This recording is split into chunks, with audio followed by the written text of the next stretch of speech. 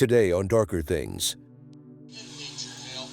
The devil's got all the devils he needs. Good Lord said Lucifer and a third of the angels were cast from heaven.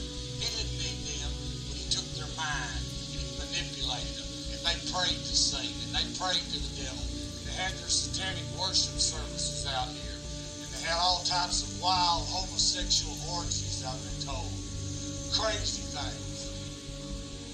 To me, this place as I stand is like hell on earth, because I know that 3 babies were killed right out here where I stand.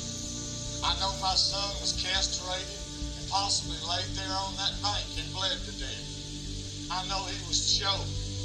I know one boy's head was beat in beyond recognition. I know one little boy was skinned almost like an animal, cut, had to shave his head, had all types of injuries to the head where they just kept beating and pounding on them and killing them and killing them.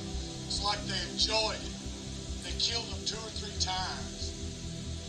Jessie Misskelley Jr., Jason Baldwin, Damien Echols. I hope your master, the devil, does take you soon. I want you to meet him real soon. And the day you die, I'm going to praise God. And I make you a promise. The day you die, every year on May 5th, I'm going to come to your graveside. I'm going to spit on you. I'm going to curse the day you were born.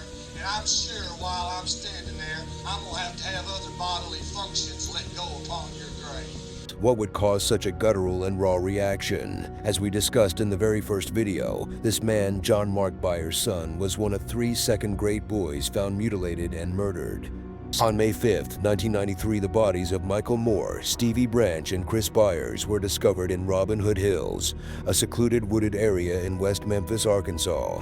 In the month that would pass, these 3 teenagers would become the primary suspects in the murders of the 3 boys, Damien Echols, Jason Baldwin, and Jessie Misskelley Jr. And John Mark Byers would become one of the most outspoken parents in demanding justice for the boys.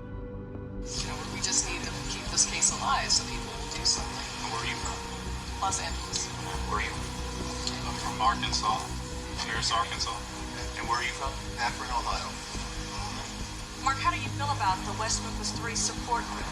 To me, it's like Jeffrey Dahmer fan club, Charles Manson fan club, Ted Bundy. You could name them all. Some people want to come to the rescue of a savage to get maybe their 15 minutes notoriety on TV. And as if having lost a child was not already being dealt a bad hand, life would continue to dole out punches to John Mark Byers and his wife Melissa. You know, here's where I live today, number 11. An apartment somewhere in the state of Arkansas. That's good enough. I came from a real nice big home with all of the amenities and luxuries that you could have to what I like to call my humble, modest studio apartment. A giant 300 square feet.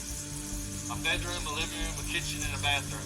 But there's benefits to it. It takes me 5 minutes to vacuum, 5 minutes for the air conditioner to cool the place down. And I don't have to walk far to go to the bathroom. So it's a good little spot to live, to be by yourself, to control your thoughts, your emotions, and to live the rest of my life as God sees fit.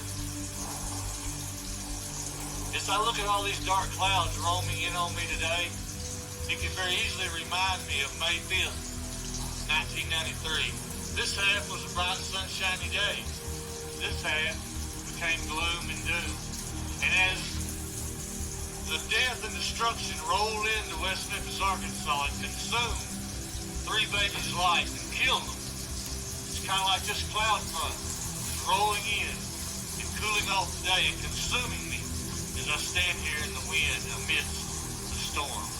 And the storm is what I have been in for the last 3 years. But thank God there's a bright side on the other side. I've been down in a lot of low valleys, and people have tried to take me out. But I'm still here. Jessie, Jason, Damien. Those names ring in my ears daily. And I still hate you. Forever and a day shall I still hate you. John Mark Byers would find himself falling out of grace with many of the residents in West Memphis, Arkansas. In 1996, his wife Melissa died at their home for undetermined reasons. At the time of her death, there were drugs in her system which were not prescribed to her. She died in her sleep laying next to John Mark Byers. Victoria Hutcherson would suggest that John Mark Byers murdered Melissa because she believed that he had murdered her son Chris. Also, during the trial, John Mark Byers gave a knife to a member of the production crew filming documentary on the case. When they discovered trace blood on the knife, they turned it over to the authorities. This also brought John Mark Byers into the spotlight as possibly having been involved in the murders, and the knife as possibly having been the murder weapon. It would seem that he was now being dealt with the same level of quick and swift justice that he had expected to be rendered unto the 3 teenagers which had been accused and convicted of killing his son. This would leave John Mark Byers in a position of looking to defend himself and quite possibly look at who else may have been involved in the murder of his son, but that will have to wait for the next episode. Thank you for joining us for this episode of Darker Things.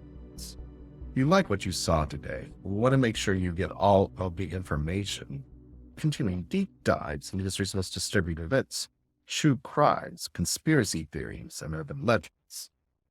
We invite you to subscribe, as well as hit that like button and comment below.